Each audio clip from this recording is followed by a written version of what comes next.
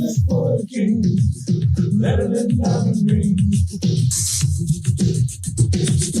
Football. My name's Tarun, I'm a real bad dude, making sounds and noises that are certainly rude. But when we're on the field, my noises are an art or a plain old bar. Business for a king, better than diamond rings. Football. I was leader of the team for about a week. Welcome to the Married with Picks podcast, season 3, episode 14, week 14. Welcome, Steve. Reach over here and get my microphone. Hi, Jacqueline. Way to be prepared. All right, so week 14. Season is flying by. We have 6 teams on bye this week. The Falcons, the Bears, the Packers, the Colts, the Saints, and the Commanders. Why are we having all these teams with buys on week 14? Why are we having any buys on week 14? Like, we're second week of December here. Like, this, first of all, it's a tremendous advantage, I would think, to have this buy at this time, especially if you're a playoff team going in. But it's just stupid to have all these teams off this late in the season. Do you have a lot of players on your fantasy team on bye this week? I got a couple sounded of very them, but angry. it doesn't make any sense. It's just too much of an advantage for teams that had like an early season buy. And these teams are just coming in with a free week off, getting ready to go into the playoff run, but it just doesn't make any sense this deep into the season. Like, everybody should be done with their buys. Personally, I hate bye weeks. I think they should do away with bye weeks. There's no bye weeks in I December. need a full slate of games every week. No bye weeks in December or January unless you got the number 1 seed. Well, last week it was 2. This week it's 6. It should have just been 4 and 4, right? Yeah, I don't know. It shouldn't be anything. All right. Well, let's move on. It should be done by Thanksgiving. Because there's 6 teams on bye, we have a short slate, so we can hopefully get through it fairly quickly, but we're not off to a good start. So remember, if you're watching, like, subscribe. The last bye please. should be the week before Thanksgiving, right? The teams that play on Thanksgiving should get a bye that week. Okay. Right? And then you don't have a 4-day turnaround. That's if they're just too stupid to figure it out. Whatever. Okay. Sorry. Pet peeve of mine here. All right. So first game up, Minnesota Vikings at the Detroit Lions. It opened at -2.5 in favor of the Vikings, and it just shifted to -1.5 in favor of the Lions. So divisional game, we have a 10-2 team versus a 5-7 team. Yet they're an underdog, the Vikings. So I said last week that the Lions are a legit team, and I think they proved it last week. These teams did meet back in week 3. The Vikings did win that matchup 28-24 in the fourth quarter. So I think this will be a back and forth, high scoring affair. It might come down to who has the ball last and who has the turnover. But I am going to go with the Lions here. Yeah, I'm going to stick with the philosophy that we talked about last week with the Lions. I feel like I broke the code on the Lions, basically, but it's not that difficult. They play a team with a winning record. They lose. They play with a team with the winning record or losing record. They win. So we were all over Jacksonville the Lions last week against Jacksonville. I'm going to switch it back to Minnesota here. Detroit, the big line switch. Everybody's on Detroit. I think this is a time where you don't, when people are mostly expecting Minnesota to fall on their face, this is when they win the game. So especially coming in on the road here against a Detroit team that's definitely playing much better. But it is Jared Goff, and I think the Vikings will still get the win. Well, by the same token, it is Kirk Cousins. All right, so we're on opposite sides of that one. Next game is the Baltimore Ravens at the Pittsburgh Steelers. Another one that shifted. So it opened at -3.5 in favor of the Ravens. It has shifted over to -1.5 in favor of the Steelers. Do you have a take on this? Because I really don't have much on this game. Lamar is doubtful, so it would be Tyler Huntley at quarterback. I don't think he's too much of a step down. He seemed to like Mark Andrews a lot in the games that he played last year, so it could be a big game for Andrews. I still don't really know what to make of the Steelers. They have played better of late. Pickett is moving the ball. They have a good defense, so I guess I would probably lean Steelers, but I probably wouldn't. I kind of like Baltimore here, and I like them a little bit more because Lamar's not playing. It looks like Tyler Huntley is definitely going to play from the way it sounded from the press conference today where we were reading about it. Harbaugh, I don't think Lamar played at all today, and they're preparing Huntley to get the start. So when he was in this position late last year, nobody really knew much about him. And Tyler Huntley stepped up and he was admirable with the Ravens. So I think from a standpoint that this is going to be a really strong defense that Pickett's going to have to go against, and being a rookie, I think with the line shifting this way, a lot of it is because of Lamar, but the money's going to go down on Pittsburgh. I would take the Ravens here, and I feel kind of confident about it. I think Huntley has an advantage over Pickett in this situation. But don't you think the Steelers have a better defense than the Ravens? I don't think the Ravens defense has played that great. I think they have a better defense, but I think the Ravens have a better team. Okay. And they have an 8-4 record for a reason. All right. And they've blown a bunch of games. So could they legitimately be undefeated at this point? Probably. Bad luck. Blowing a game ain't winning it. Big ass blown leads. No, exactly. So that's why you can't be too confident. But when you get Tyler Huntley sitting there on the bench, I expect him to rise to the occasion, waiting for his opportunity patiently. And this week he gets it. So I'm going to go Ravens. All right. So next game is the Philadelphia Eagles at the New York Giants. Another division matchup. So this one's tough because I feel like the Lions are very similar to the Titans in that they're a run-first team. They play good defense. They don't have necessarily those star receivers, although I guess Did Darius you say Slayton. Lions or Giants? Well, if I said Lions, I meant Giants. They don't necessarily have a star receiver, although I think Slayton is better than... I need that challenge flag. Put that in the middle. Slayton is better than anything that the Titans have. And we saw how that went last week when the Eagles played the Titans. We saw Tannehill run a little bit in that game, so I think it could be a big day for Daniel Jones in the run game. So this game, I think, could go either way. It could be a blowout like last week, or the Giants can somehow keep it close, which is what they seem to do all season.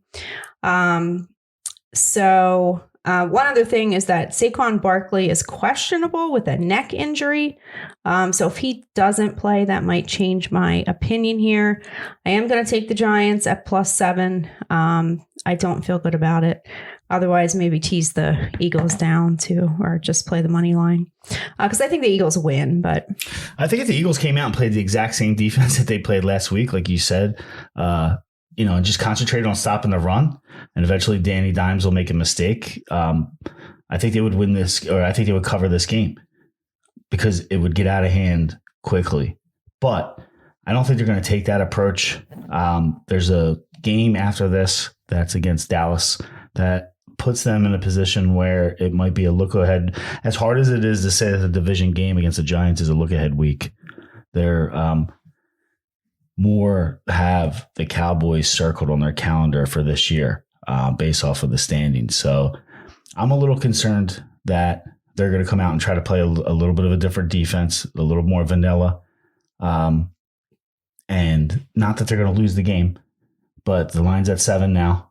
I expect it to, it's not going to go down at all. It could go up and you're going to get more than a touchdown. If it flips to 7.5, it turns into like a major put the money on Dallas or on the Giants. Like, I don't think the Giants should be able to play with the Eagles, but being a division game and a little bit of a look ahead, and based off of the big game, the emotional win last week against the Titans, because the whole team stepped up for A.J. Brown, being it's a team that he left to come to the Eagles. So I think that this definitely sits a place on the schedule where it's going to be a letdown. And all right, so Eagles win by 3. Okay, so you're on the Giants there. I like the Giants. All right, so I'm on the Eagles then. All right. Because anytime you go against your team, it's the wrong pick. We'll see. So I'm going Giants. I'll bet you on it. No, I'm not betting against the Eagles. All right. I'm not doing it documented, at least. I didn't think you would. All right. So next game is the Cleveland Browns at the Cincinnati Bengals. This is another division game. This whole thing is division games. So we saw end of the season. That's what they do. They're division heavy. Yeah, they are. All right. So the Bengals owned the Chiefs last week. They are playing better. But I think that this could be, number one, a letdown game after the big win against the Chiefs last week. And sometimes one team just has the other team's number, and the Browns have had the Bengals' number. They won both matchups last year. They won earlier this year in week 8, 32-13. So I would like it better, actually, if it was Jacoby Brissett at quarterback, as crazy as that may sound. But Watson didn't look good last week in his first game back. I don't know how he's going to look this week. So that worries me a little bit. But my pick here is the Browns. And this opened at -3.5 in favor of the Bengals. It's up to -5.5 in favor of the Bengals. So I'm going to take the points there. Yeah, we're opposite again here. I like the Bengals, and for this reason, the Browns won. They got like 3 defensive touchdowns last week, so the game looked a little more lopsided, but Deshaun Watson didn't look just like a guy who hasn't played quarterback in 2 years. And coming in week 2 of his long hiatus from playing quarterback in the National Football League, I don't think it's going to miraculously change, especially against the Bengals on the road. Do you think there's any potential that they would pull Deshaun Watson in favor of Jacoby Brissett if this game doesn't play out the way they expect it to?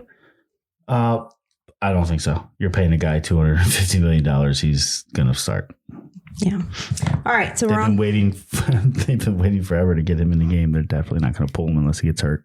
Well, I know, but I feel like they probably maybe thought that they would at least have a better record once he took over, and they really don't. So that they have to win if they have any chance at the playoffs. If you're going to have any chance at winning the Super Bowl, you're going to have to get Deshaun Watson playing well. Well, he ain't going to play in the Super Bowl if you don't get there.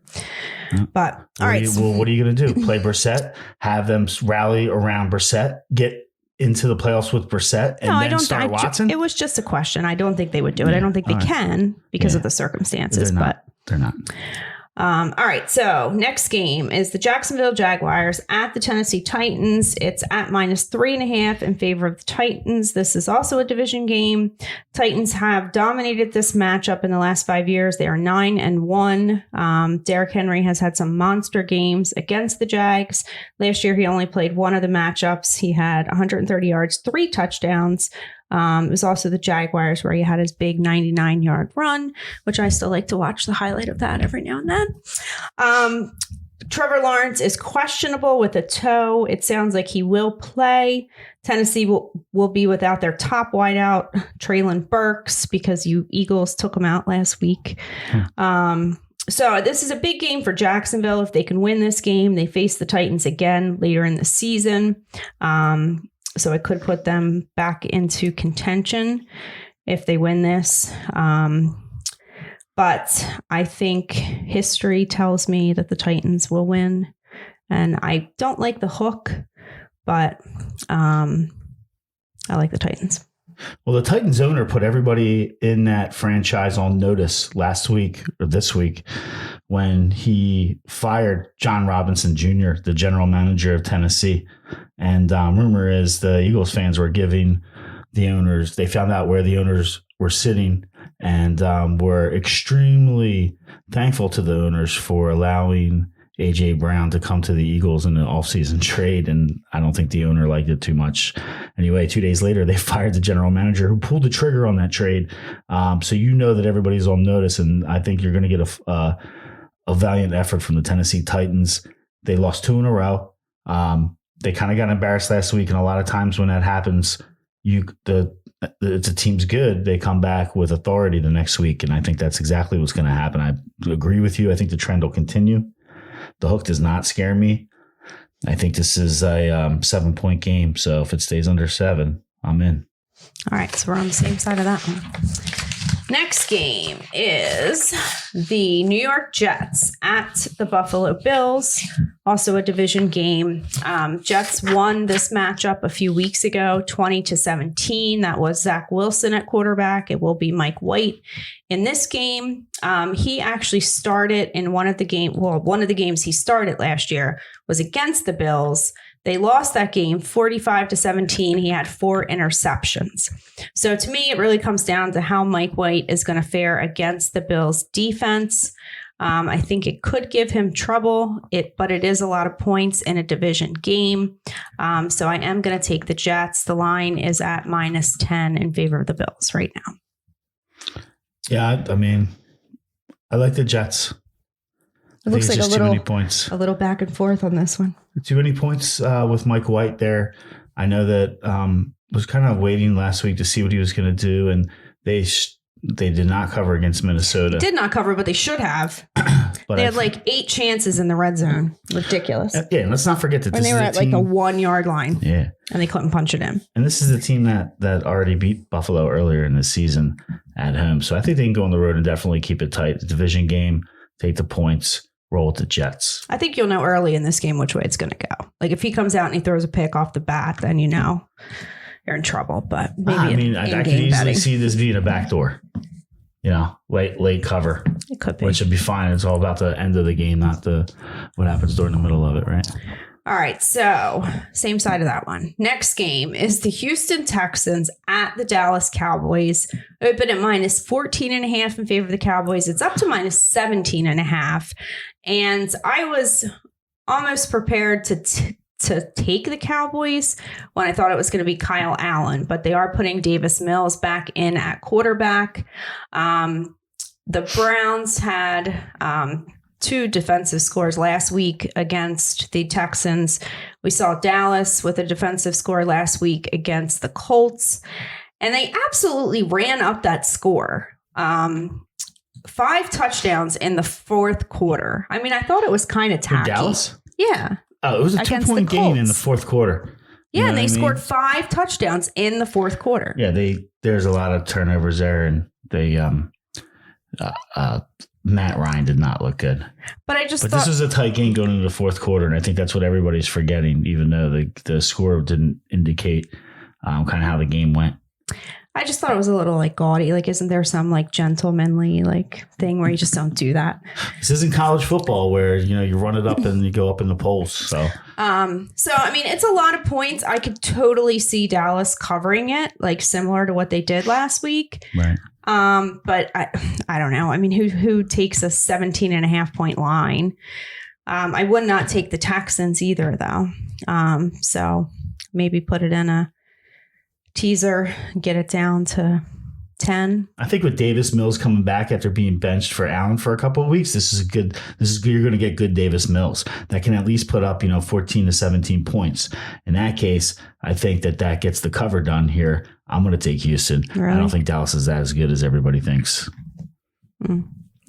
I don't know. Probably the most overrated team right now, especially with all the talk that's going on, in some of the national outlets like ESPN trying to give Dallas the kind of power ranking #1 spot in the NFC. It makes no sense. Well, the Texans have a very bad run defense, so I don't know. I guess what would worry me maybe would be Dak throwing interceptions, but I don't think they'll really have to throw it too much.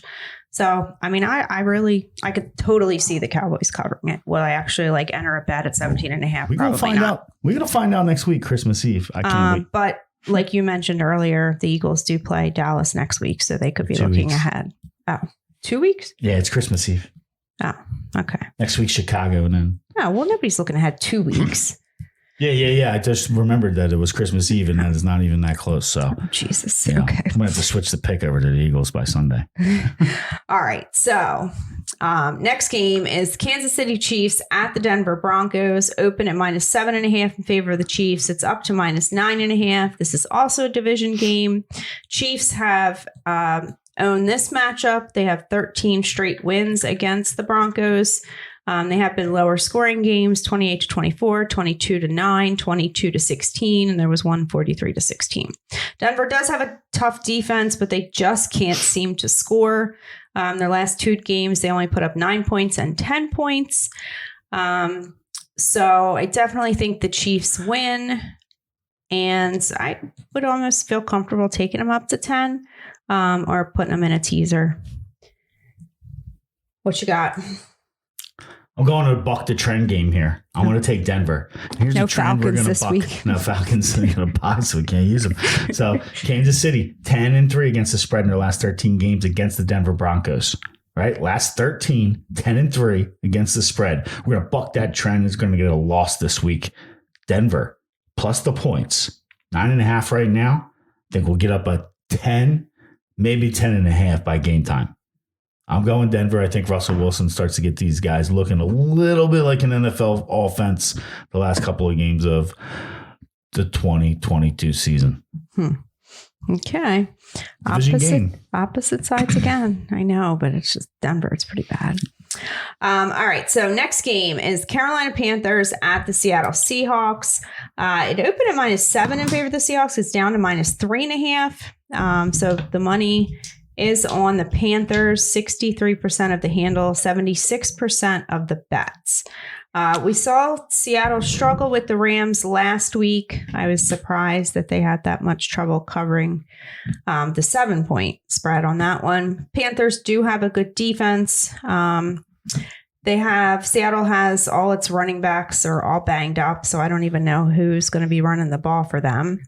So I kind of feel like the Panthers are the right side, but I can't seem to get Seattle right this year, so I'm not touching this one. You know, the Panthers are 5-1 against the spread in their last 6. It's pretty strong. They are coming off a bye, traveling. What is it? West?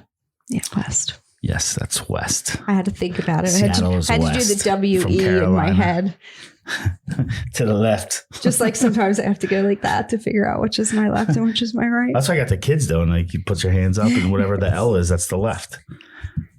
Of course, half the times I think the one's dyslexic, so I don't think that works too good for him.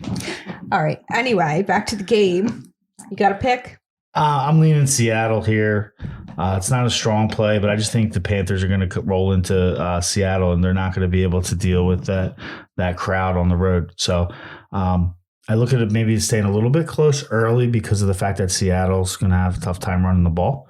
But once they figure out how they're going to establish a little bit of a run, things should open up with the passing game with the 2 stud receivers they have, and Lockett and Metcalf. So we'll see. I think it's Seattle all the way. Okay. All right. Next game is the Tampa Bay Buccaneers traveling to San Francisco to take on the 49ers. Open at -5.5 in favor of the Niners. It is at -3.5. So I just have to say that last week I did take it pretty tough. Jimmy G going down. A little upset about that. Tampa Bay looked pretty bad again last week. Why, were you turned into a San Fran fan? I like Kyle Shanahan, and I'm a sucker for a good story. So I thought the whole story with Jimmy G. I feel like Jimmy G really got a bad rap last week, so now you got to find another team to go root for. Well, no, I'm not rooting for him now because Jimmy G is not there. Well, he should be back before the season is over, right? From what they're saying, he doesn't need off-season surgery or anything. I don't know. But anyway, I'm kind of surprised they didn't put in a waiver claim on Baker Mayfield. Yeah, so apparently they did not, because I was fully convinced that Sean McVay only did that to fuck with Shanahan. Well, it sounds like the Rams were the only ones that did. But yes, I did hear that on the radio, so there goes my theory. All right, so we have Brock Purdy, who will start at quarterback. He certainly seemed capable when he came in last week, but sometimes there is a difference for a rookie coming off the bench when they don't have time to think about it versus actually getting the start. I don't really like to take San Francisco as a favorite because I always worry about Shanahan taking his foot off the gas. We all remember the 28-23 Falcons versus Patriots Super Bowl. But this is Tom Brady's return to San Francisco. This is where he's from, where he wanted to play. So I think that narrative convinces me, even though I don't feel good about it, to take the Bucs and hope they can at least keep it close. Yeah, I like the Bucs too. I mean, with Hassan Ridgeway out in the middle of that defensive line and Garoppolo obviously not starting their quarterback, I think they're in trouble. So I think this is especially going to be a hurricane you're going to start to walk into with the Buccaneers, especially after they came back at the end of that last game and to win after being pretty much dead all game. And that hasn't been the first time that's occurred for Tampa Bay this season. They've played a couple games here where they're non-existent for 3 quarters, and then all of a sudden at the end they have enough to get back with Tom and get the ball one last time, march down the field, and get the win. So I think this is where Tampa Bay, we talked about how we get into December, they're going to start their march and look a little bit better. All the receivers are back, getting healthy. So as they start to keep talking about it, eventually January, it'll happen. Oh, here it is. You're running out of time. It was week 2 years ago, not last year, the year before. It was like the second week in 9. December that they started to take off and roll to the Super Bowl. So I'm not saying that they're going to roll to the Super Bowl, but they're going to give it a good shot. They could. All right. So we're on the same side of that one. Next game is the Miami Dolphins at the Los Angeles Chargers. Opened at 1.5 in favor of the Dolphins. It's up to -3.5 in favor of the Dolphins. Should be a good game. Tua did not fare well last week under the pressure from San Francisco. He's not going to get that from the Chargers. Miami's defense is good against the run, not so good against the pass. It sounds like Herbert will get Mike Williams back. For how long, that remains to be seen. I think Miami will certainly be able to score. Chargers should be able to score. I do think that Miami wins, but in the back of my head, I have that Miami Bears game where I thought that Miami was going to win and cover. It was a similar spread, and they just couldn't stop the Bears. What about last week? Same thing, right? With the 49ers? How's that? Similar spread. But how is that similar? I think it was a similar spread, and they just could not. Well, but they weren't very show up against them. They lost by like 3 touchdowns, even with a backup quarterback coming in after Garoppolo. When Garoppolo came in, that game was close.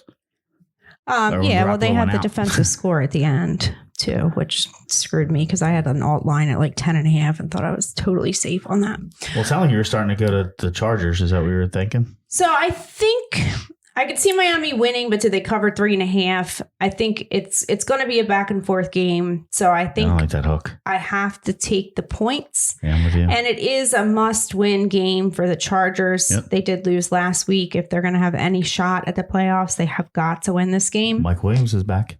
Yeah, for how long? Last time he came back and he said he felt better than he'd ever felt, and he played 1 snap. So, but yeah, I'm going with the Chargers. I'm going with the Chargers too. Okay. All right. And then the last game of the week is the New England Patriots traveling to Arizona. It's at -1.5 in favor of the Patriots.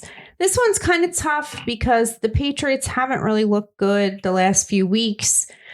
They usually play pretty good defense. We have the Cardinals coming off a bye week. I think overall they obviously have a better offense. It's Belichick versus Kingsbury. I think Belichick clearly wins that matchup. They did struggle against Fields, the running quarterback thing. Kyler Murray obviously can run. Right now, the money is on the Cardinals. So that would make me lean towards the Patriots. These teams did play back in 2020 when Cam Newton was the quarterback of the Patriots, and New England won that matchup 20-17. So like I do in any primetime game, I'm going to look at where the money is and go opposite. But for now, my pick would be the Patriots. Yeah, I'm going Patriots too. I just can't take a Bill Belichick defense to lose against Kyler Murray. So I think it's too much dancing around and not enough, concentrated offense there where he's staying with the script. It looks like he just goes and freelances a lot. And I think that that's going to fall right into Belichick and New England's hands when they devise a scheme that they're going to trap and spy on Murray. So as soon as he escapes the pocket, there's probably going to be a linebacker there right in his hip pocket. So I don't see that he's going to have a very successful night scurrying around and kind of ad-libbing, which is when he's at his best. So if he's unable to do that, I don't see any way that Arizona is going to be able to win this game. And And it's a 1.5 point line, so it's pretty much whoever wins. I'm taking New England. All right, same side of that one. All right, so remember, if you're watching, like us, subscribe. Feel free to leave a comment. That'll do it for us for week 14. Peace out. Peace out. Say that. I always say that. I know. So I jumped in ahead of you.